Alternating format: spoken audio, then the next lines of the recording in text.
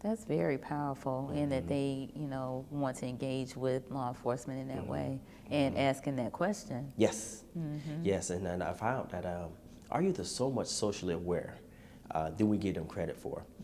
They're a lot more advanced than we were in high school. I know when I came out of high school back in 19 something, as a 12th grader, I was nowhere near the level of awareness that these kids are now.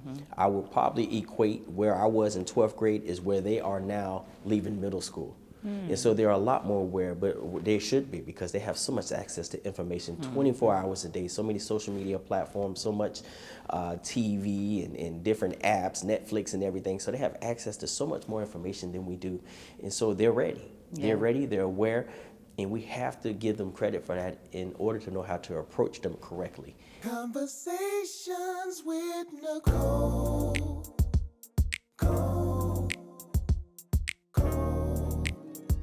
Conversations with Nicole. Let's talk about it. Tell me all about it.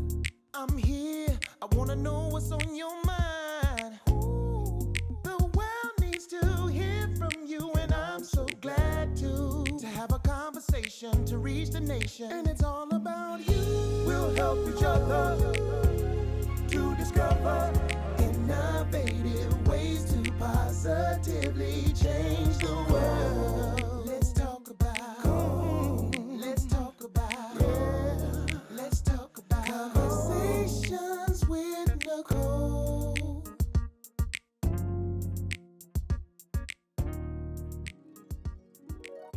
Well, I am delighted to be here with Dr. Willie Williams, no stranger to Conversations with Nicole. Welcome, welcome. Thank you for having me. My pleasure, my pleasure. So it's been about 5 years since you were on, and it was you and Royal King. We were talking around black men and boys and mentorship.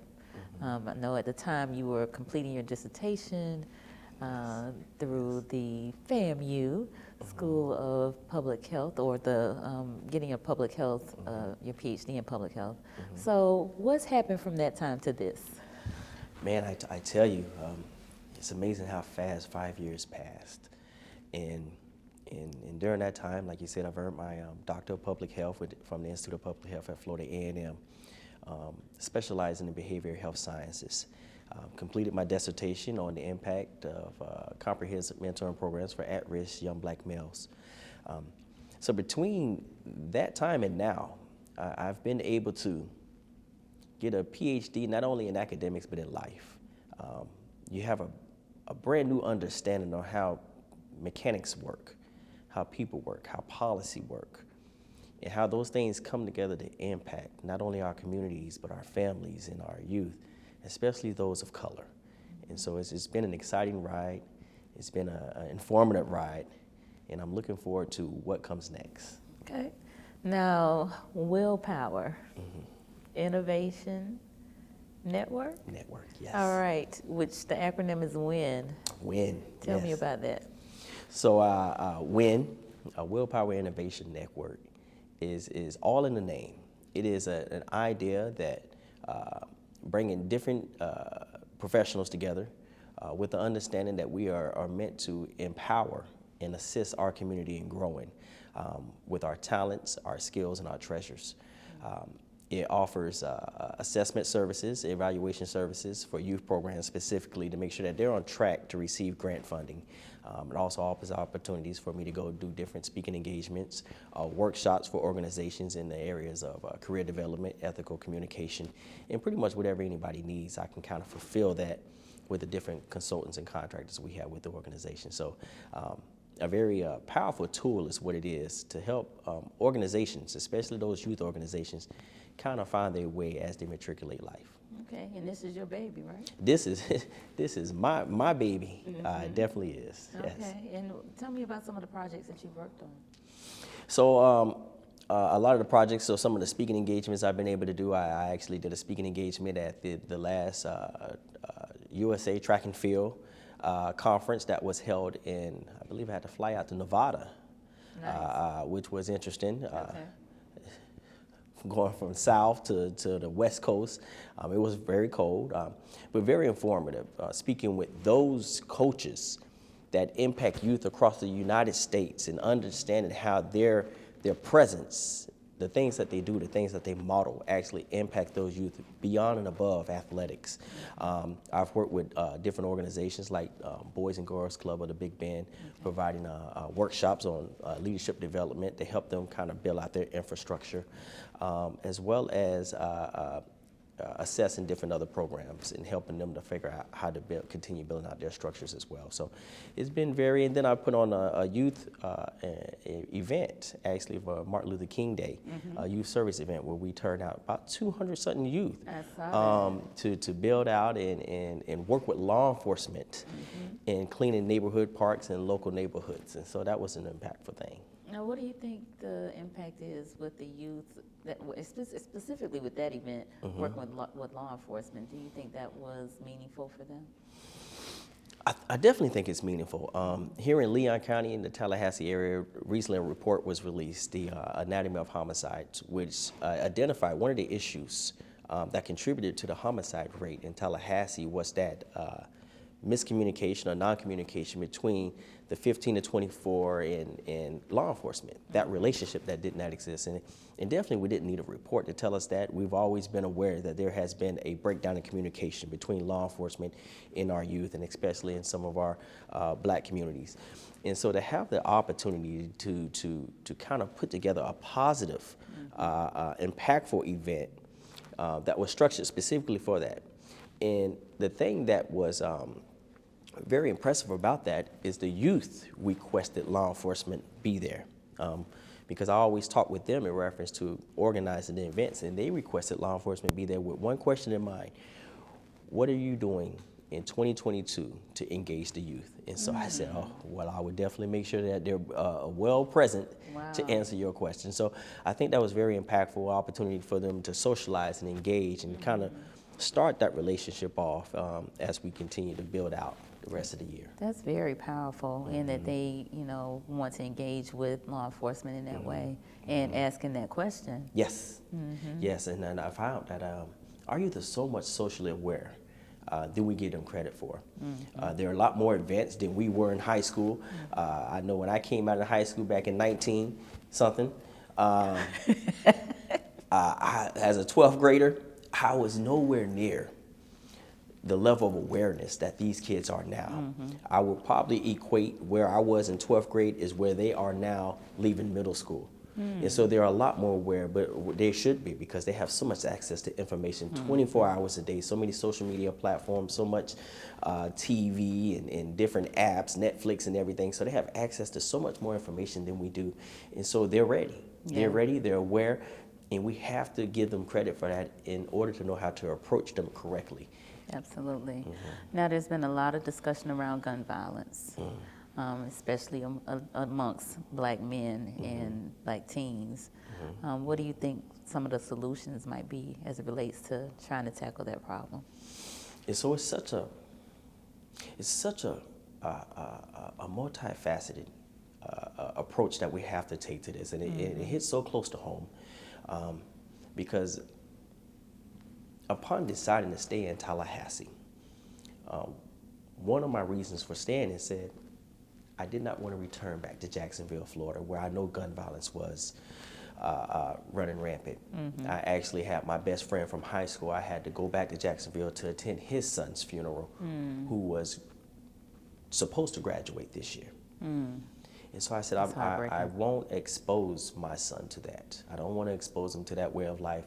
Tallahassee is a little bit slower, but it was 2022, the summer of 2022. My son lost his friend at 16 years old. And so I found myself having that conversation anyways about why it happened. Why does gun violence happen? Why does it impact your age? Why does it impact our community? And so I think when we start to have that conversation on how do we address it, we have to make sure that, first of all, they're at the table, because they, if not are in the circles, are aware of the circles that are interacting with these activities. And then we have to have every stakeholder at that, from law enforcement to local government, and then those people in the Black community that can help as well. We all have a role, we all have a part, and until we play it to the fullest, we won't have as much impact as we need. And so it's very important, and I think once we do that, we'll have all the pieces to the puzzle to begin to address the situation. It's a lot of systemic stuff that we need to address with that, and once we open it, it's going to be a Pandora's box. But Booker T. Washington once said that it's not our titles that contribute to our success, but the amount of challenges that we choose to overcome. So I think we're ready for it. I think we're ready to take on a challenge. Let's talk about conversations with Nicole. Stay tuned for more conversations with Nicole.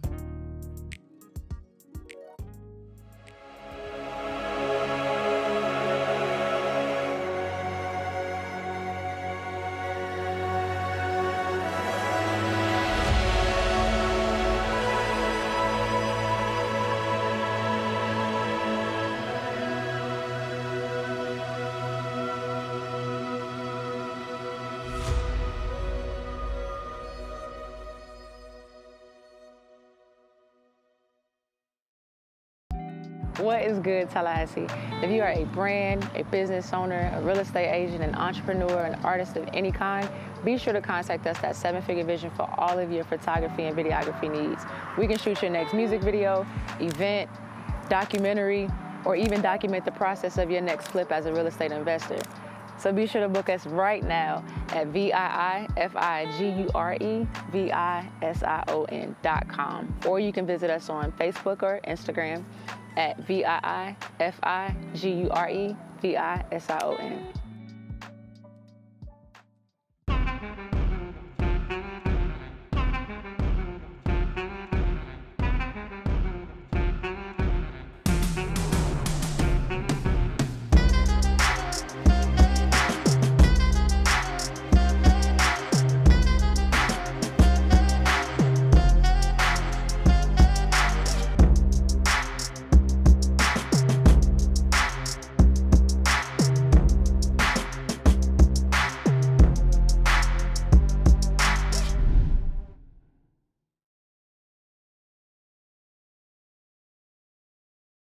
Let's talk about conversations with Nicole.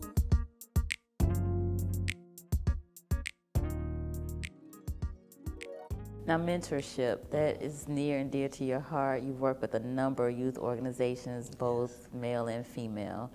I think, we tackled the topic of fatherlessness and father hunger the last time you were with me.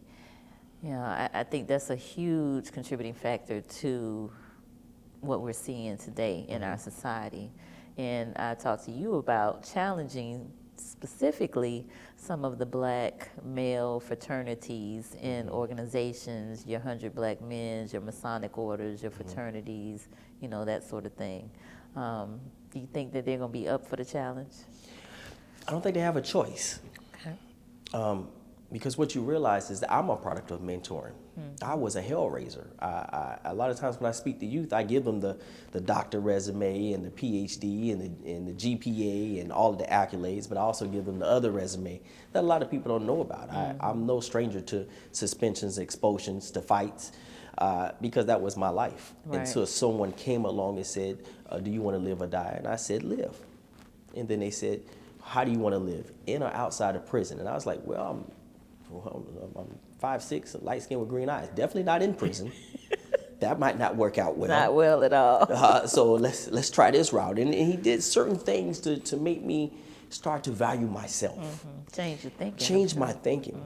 And so as men, as Black men, we've had those mentors along the way, whether they came in the form of that one male teacher, or where they came in the form of oftentimes as a coach that kind of guided us along the way. So we don't have a choice as to whether or not we need to play that role.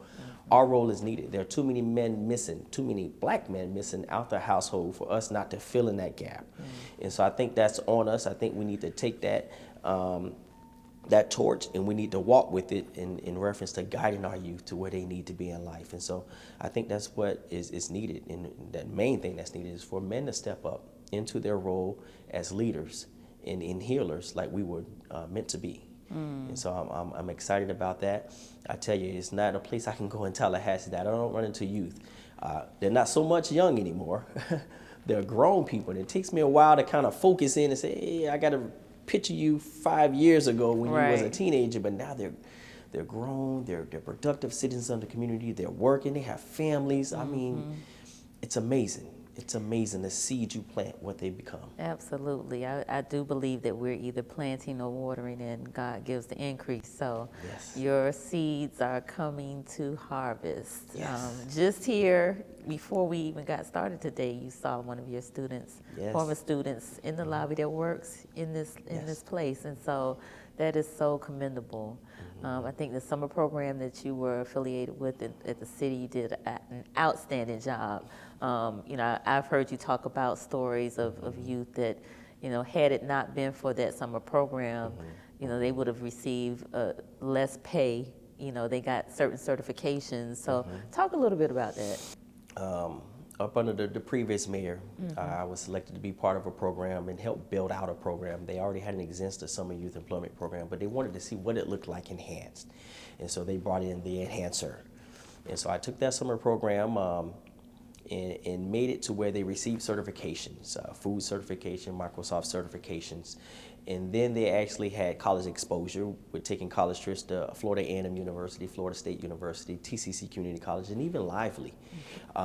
And then on top of that, we also worked in some financial literacy. And so the purpose was to enrich them, to give them options, to see the options on the table. Because a lot of times what happens is our youth will make the choice out of the options they have available. So you can't fault them for choosing A if A is all they see. Exactly. And so if you lay out several options on the table, then maybe they'll make a different choice. And that's what we need to do. And so I ran that program for about 4 years. We're able to see about 200 something youth go through every summer. And so now a lot of the youth I run into are gainfully employed, or they're in college, and they always reach out to me. I'm waiting for one of them to send me a check. I feel that is due.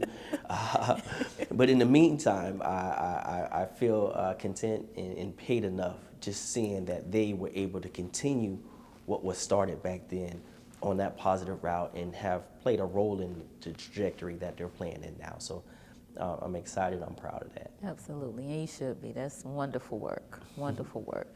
Now, you and I have talked about there's no silver bullet for the issues that we have in the Black community, and specifically with the youth. There are probably many silver bullets, and those silver bullets to me look like tools in the toolkit. So, it is attending commission meetings and being present. It is, getting involved, volunteering, being a mentor. It is, just being your brother and sister's keeper, right? So, what advice would you give for somebody that might be hesitant to get involved, because it's a little different raising children now, right? They're maybe used to be more of a ability to maybe chastise, but now it's like you're scared to maybe get involved because of fear of being, I don't know. You know what I'm trying to say. Right, Yeah. right. So what advice would you give for somebody that may be hesitant of getting involved with the youth because of, the whole, you not my mama, you not my daddy, or that sort of thing? Yeah. Right. And so I would say that there is that possibility, because you have to understand that our youth are a lot more advanced. They don't consider themselves children because of how much they've taken in, some of the experience that they've had. A lot of these kids, you'd be amazed what they experience when they're only 15. When I ran one of the local organizations that served all female youth, I had some 11 and 12-year-old pregnant students. And so they are experiencing life. And so there is a certain way that you must approach them in order to yield the most positive outcome, right? But don't be afraid to do that, because everything has an adverse effect. If they're angry, then you must approach them in a means to let them know that there's a way we can work together. I'm here for you. I'm here to support you. For every darkness, there's light. For every anger, there is happiness. And we have to make sure we find a way to connect that. And I think that's the most important thing. I referenced earlier that everybody has a role. In addressing these issues, it's almost like a band. You have your tambourine section, you have your horn section. Yes. Sometimes you even have a lead singer. You have to play your role. Right. If your role is the tambourine, you play the hell at the tambourine. You play your role, and the band will function. One band, one sound. Right. And that's all we have to remember. Play your role, stay in your lane, and let's do what you can do to the most of your ability. It may not be up to you to save 20, 30 kids. You may be charged with saving one, and then that one save 20, 30 others. And so do your part is all it comes down to. I love it. I love it. So mental health, what role does mental health play in the work that you do? Man, and so I think we had a real serious dose of the impact of mental and emotional health over the last 2.5 years since the onset of COVID. I think if there was any skepticism as to whether that was an impact on our youth, I believe we came to the reality how much it was, because that being in confinement, being isolated, started to impact adults. Some adults weren't functioning well. We had many adults that could not function. Suicide rates went up for everyone. And so I think that that's so important that we now, that we've acknowledged it, that we start to address it and say, you know what, there's some more work that we need to do on those levels in reference to recognizing, accepting, and putting things in place to address it, especially in the Black community. I think we definitely are to the rim now to where we say, yeah, we accept that it exists, because nobody was previewed from it, right? It impacted everybody, no matter what was your salary level or your income level or whatever. Everybody was susceptible to mental and emotional health issues, especially during that period. And so I think that's what we do now, is we see how we can address it. We see what things are out there, and we make the connection. How did it impact you? Oh my goodness. Well, first I had to get over the kids being home with me, because I just knew there was another place that they can be. No. And I had such an appreciation for the breakfast and lunch system at the schools, because these kids can eat. I have a teenager. I don't know where the food was going. And so I'm from one. I'm glad school is back in place. But even myself, yes, hours on Zoom and hours without contact with people. I'm a people's person. I have to see. I have to touch. I have to socialize and be able to. But when the doors closed, you was by yourself.